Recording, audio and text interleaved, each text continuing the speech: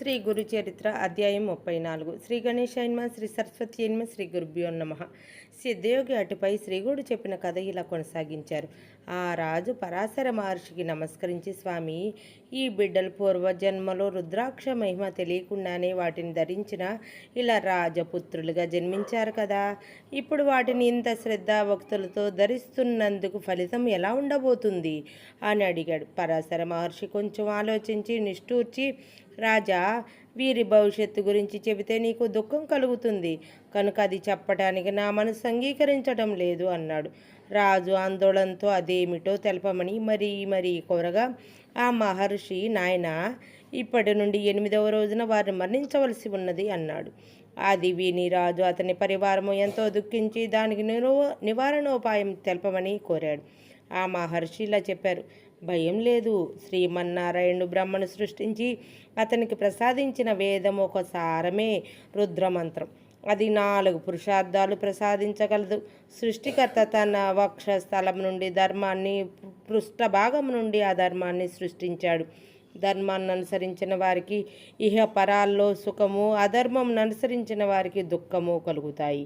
కామము మొదలైన వికారాలు అధర్మం నుండి పుట్టినవే. వాటిని అనుసరించి మరెన్నో పాపాలున్నాయి. కానీ ఏ గ్రామంలో రుద్రజపం జరుగుతుందో అక్కడ ఈ పాపాలు ప్రవేశించలేవు. అది సర్వ పాపహరం. పూర్వం రుద్రమంత్ర జపం యొక్క ప్రభావం వలన పాపాలు కూడా పరిశుద్ధమవటం వలన యముడు బాధపడి బ్రహ్మకు విన్నవించుకున్నాడు. అప్పుడు బ్రహ్మ, యమధర్మరాజా, మదాంధులు, తామసులు, భక్తి లేని వారిని మాత్రమే నువ్వు దండించాలి. భక్తితో రుద్రమంత్రం జపించే వారి దగ్గరికి నీ దూతలు వెళ్ళనేకూడదు. అల్పాయువు గలవారు కూడా దాని వలన దీర్ఘాయువు పొందగలరు. రుద్రమంత్రంతో పవిత్రమైన నీటిలో స్నానం చేసిన వారిని చూచి నీవు కూడా భయపడవలసి ఉన్నది అని చెప్పాడు. కనుక రాజా, నీవు భక్తితో రుద్రాక్షలు ధరించి సద్బ్రాహ్మణుల చేత 7 రోజులు నిరంతర రుద్రాభిషేకం చేయించు. అందువలన వారు ధర్మాత్ములై సర్వ సంపదలతోనూ కలకాలం జీవించగలరు అని ఆ విధానమంతా వివరించి చెప్పాడు. ఆ రాజు ఆ ప్రకారమే 100 మంది బ్రాహ్మణుల చేత 10,000 రుద్రమంత్రగానంతో 7 రోజులు రాత్రింబవళ్ళు సంతతధారగా శివునికి అభిషేకం చేయించాడు. నిత్యము అభిషేకించిన జలంతో రాజకుమారులకు స్నానం చేయించారు. చివరి రోజు సాయంత్రం ఆ బిడ్డలు ఇద్దరు స్పృహ తప్పి పడిపోయారు. అప్పుడు పరాశర మహర్షి రుద్రమంత్ర జలం దావాళ్ల మీద చల్లాడు. వెంటనే వారు లేచి కూర్చున్నారు. అప్పుడు ఆ మహర్షి బిడ్డల ప్రాణాలు అపహరించడానికి వచ్చిన యమదూతలను శివదూతలు తరిమివేసి ఆ రాజకుమారులను బ్రతికించారు అని చెప్పాడు.